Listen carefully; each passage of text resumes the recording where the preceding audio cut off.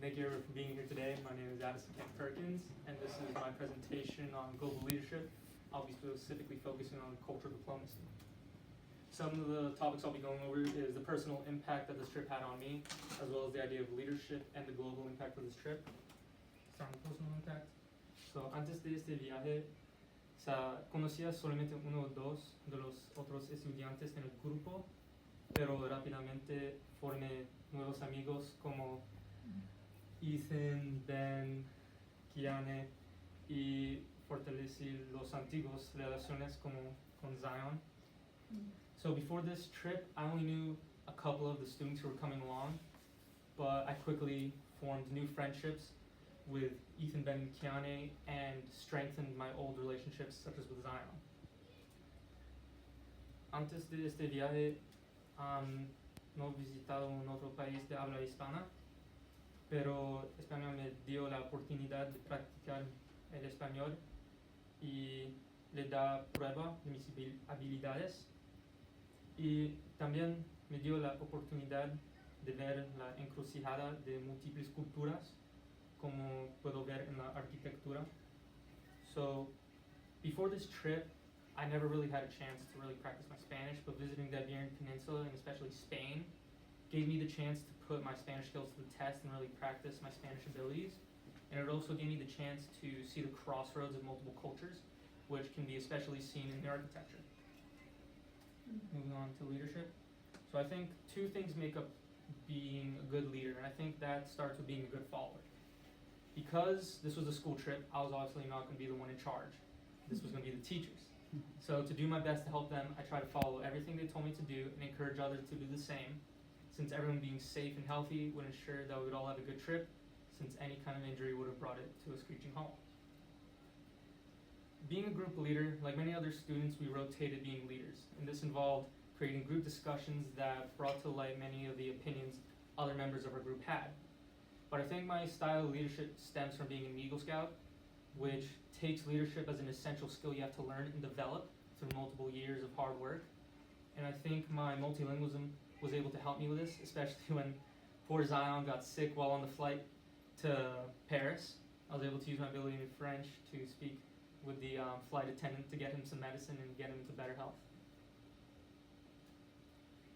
Global impact. Donc, être dans un pays étranger nous a tous forcés d'être des diplomates, pratiquement. Et on a tous vu des cultures et des coutumes qui est tellement différentes de celui-ci en Hawaï et même dans tous les États-Unis. Mais en même temps, on était tous amusants pendant tout le voyage. Et malheureusement, je pense qu'à cause de l'isolement de Hawaï et du reste du monde, les étudiants de Pouala n'ont pas toujours la chance d'avoir des perspectives mondiales. Et j'espère que moi et les autres étudiants qui ont venu et que ce voyage leur ont donné cette chance de voir comment c'est d'être un citoyen du monde. So going to a foreign country with different customs and traditions forced us to be diplomatic and be like diplomats going to another country. And unfortunately, because of Hawaii's isolation from the rest of the world, the students from Pu'ahala didn't always have a chance to have a global perspective everywhere they went. So I really hoped, and I think that this trip, as well as myself and the other students, gave them that chance to see what it was like to be a global citizen and be part of a larger global community. I think this idea of cultural diplomacy for me stems from my endeavor to learn more languages. I speak French and English, and I'm still working on my Spanish, but I think this endeavor to learn more languages really helps me be more of a global citizen, so I can experience new cultures and societies while also being part of a larger community of learners. Gracias, thank you, merci. Thank you everyone for being here today.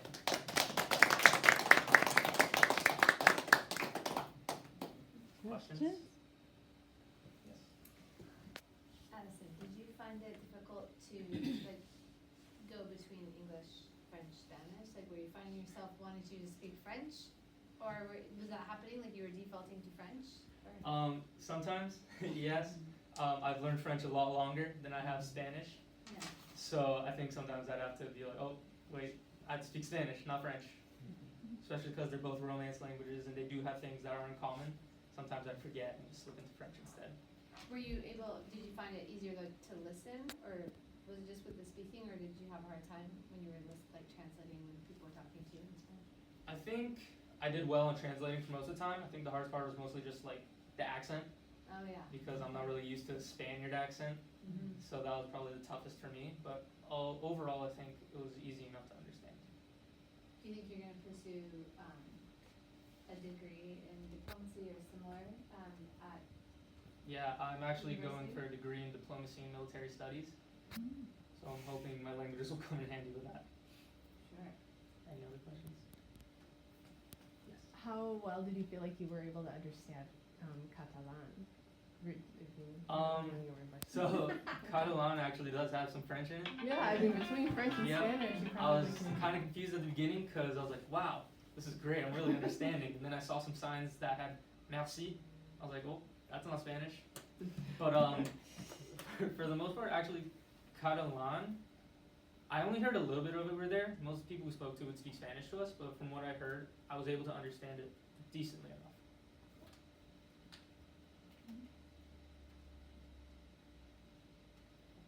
Thank you, everyone, for being here today.